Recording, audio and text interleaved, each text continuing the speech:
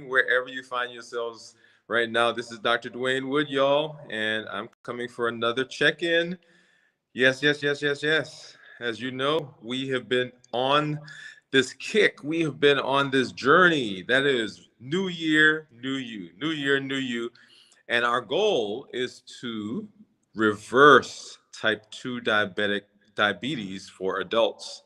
So if you're living with diabetes out there, you're a type 2 diabetic, this is a place for you, but not just for diabetics, right? For those who are suffering with metabolic syndrome, polycystic ovarian syndrome, high blood pressure, high cholesterol, history of coronary artery disease, the things that we talk about, good for everyone. Well, welcome, welcome. As you know, we've been doing fasts, right? 72-hour fasts. I've done that for the last 5, going on 6 weeks. And this week, if you saw my post earlier, you know that I interrupted my fast because I was out enjoying some time with family, with some friends. It's my birthday, and thank you once again for all of the shout outs, y'all. Thank you, thank you, thank you. And watch that video if you've not done that yet. We talked about what do you do in the middle of a fast when life happens, right? So how do you incorporate your fasting into life? And a lot of people have asked me, well, when you're not fasting, when you're not doing the extended fast, what is your intermittent fasting routine? And I do that as a way of maintaining blood sugars, maintaining my weight, and we'll talk about that here in just a minute. But the other question I get is, what are the benefits of intermittent fasting? So if you're not doing an extended fast, like I've decided here while I was hanging out with friends that I was going to interrupt my extended fast, but I am intermittent fasting, which is what I do on a regular basis. And I try to do a 5 to 6 hour eating window.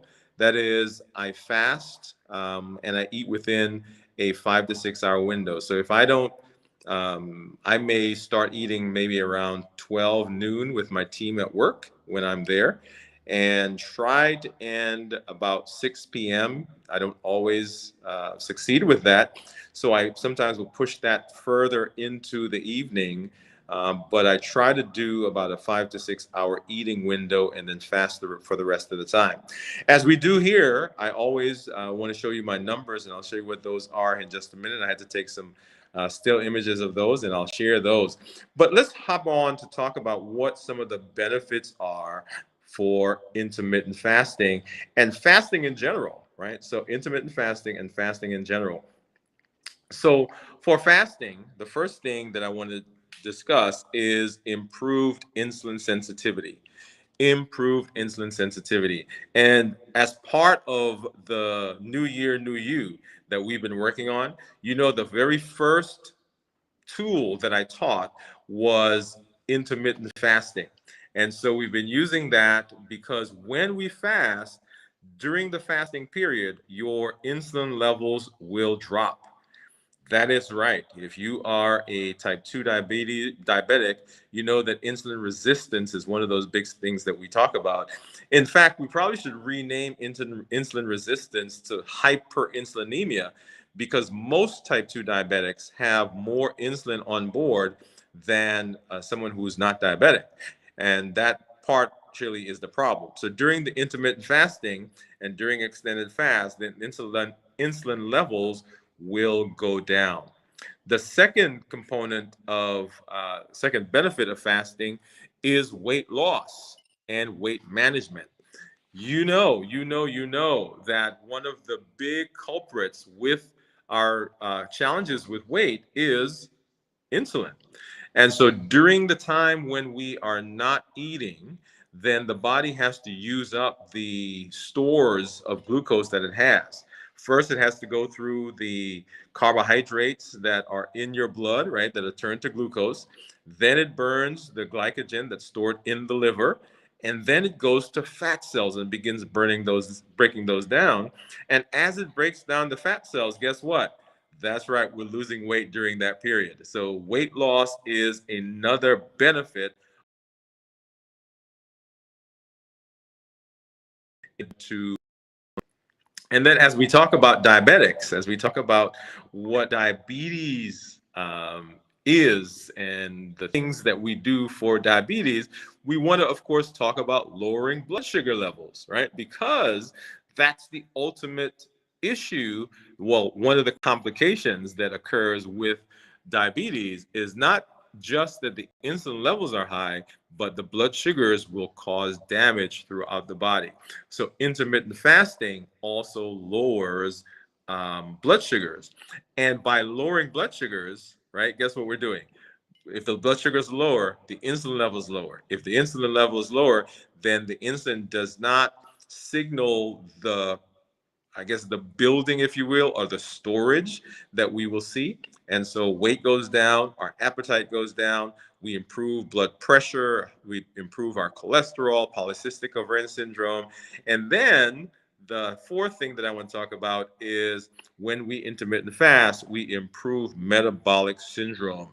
Man. And metabolic syndrome, everybody, is that syndrome that predisposes us to a lot of those metabolic diseases, right? So we've got abdominal obesity, we've got dysregulation of blood sugars, dysregulation of blood pressure, and of course, dysregulation of our cholesterol.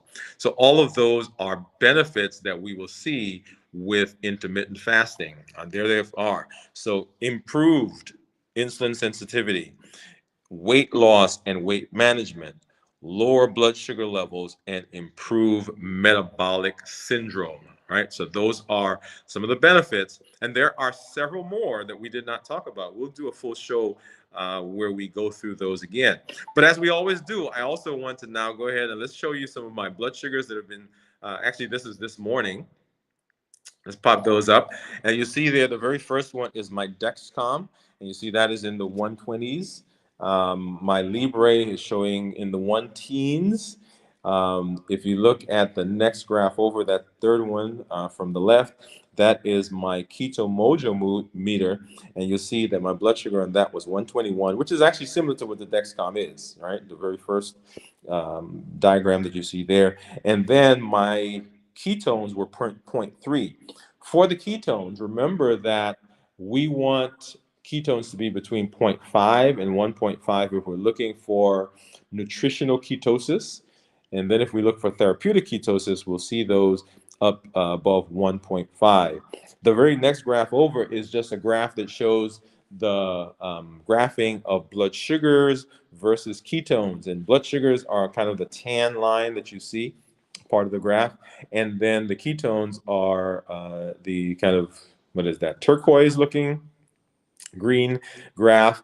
And you'll notice that the ketones and the blood sugars crossed right there, maybe around, was that Sunday, Saturday evening? And so the blood sugars have been higher, ketones have been lower. And as I started fasting over that first 24 hours, you'll see that the blood sugars began dropping and the ketones were coming up. And then when I interrupted the fast and began eating, the blood sugars, of course, went back up, and then the ketones went down. So in my intermittent fasting, so I'm still getting good blood sugars. And in fact, my blood sugars have ranged anywhere from 100 to maybe 140, 50. At one point, a couple of days ago, they actually shot up to 174. But we're back down within a couple of hours into the 1 teens. And so those are what you see there. One of the things that I mentioned when I came on and talked about breaking the fast or interrupting the fast was that you want to be flexible. You want to allow your fast to fit into your routine, into your daily life. And so that's what I did there, interrupted the fast. And we'll be back next week and talk about the fasting again. We'll be doing our 72-hour fast when I'm back in the saddle, as they say. A couple of things I want to point out to you is make sure that you join us on Monday as we continue our discussion on New Year, New You. That's 7 p.m. Central, and you'll see that scrolling down there on the bottom. In the upper left-hand corner, your left, my right, you'll see a QR code, and that QR code, if you scan it, will take you directly to our website, Dwayne Wood MD, and you can see our blog that's there. You can take advantage of some of the other offers that we have, our Sugar Busters or our Unmasking the Sweet Truth About Sugar courses there. You can do that. It is an online self-paced course. It is a wonderful opportunity for you to begin learning what are some of the things that you can do to become healthy. In the month of January, our challenge was for you to work your way up until you could fast for a 24-hour period, right? So one 24-hour period. In the month of February, which is this month, our challenge to you is to be able to fast for 24 hours once a week. That's right, 24 hours once a week. And of course, you now see some of the benefits of fasting, not just for the diabetic, but for those who are suffering and struggling with other illnesses and all other diseases. Anyway, as I always say, this is Dr. Dwayne Wood. I'm glad that you're here. That's Wood with an E. The E stands for endocrinology. Here in the channel, I educate, I empower. I encourage you to take charge of your health, your life, avoid complications, and go to the next level. And in this year, y'all, new year, new you. We'll see you on Monday. Actually, we'll do a check-in tomorrow. I'll be traveling. So I'll do a check-in, and you may get to see some of what I am doing. We'll show you some of the videos for what we've been doing here and some of the pictures, but we'll do that at another time. Have a great time. Bye-bye.